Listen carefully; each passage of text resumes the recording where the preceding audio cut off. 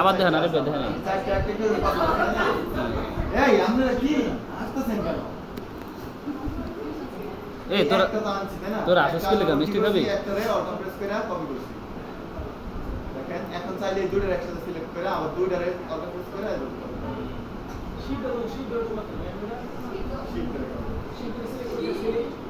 Shift ধরে একটা করে তো দেরি লাগে আপনি টান দিলে তো সাইড একসাথে টান দিয়ে আবার অটো প্রেস করে আবার নিচে নিয়ে আসবেন।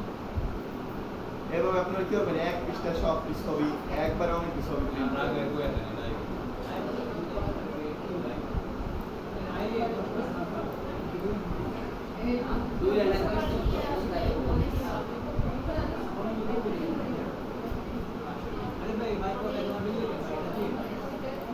আমি জানি ভাই পিয়াজ বানানোর নাম কি জানি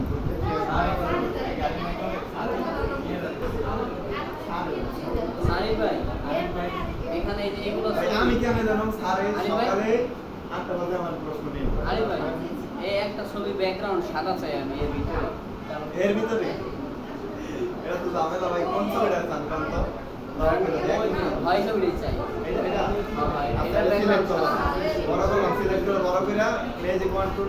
এই তুমি ওদিকে আসো, তুমি কিন্তু আমার ক্যামেরার ভিতরে বসছো। যেহেতু সাদা উপরে অটো ব্যাক দিলেই হয়ে যাবে।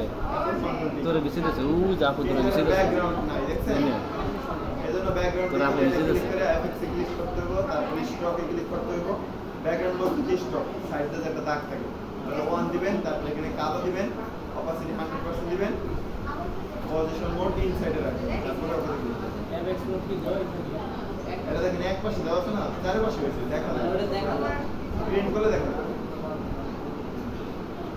সাদা দিলে এটা না দিলে আবার হইতেছে বর্ডার বোঝা যাবে না একটা হলে কে আসেন ভিতরে না না ভাই কেউই নাই।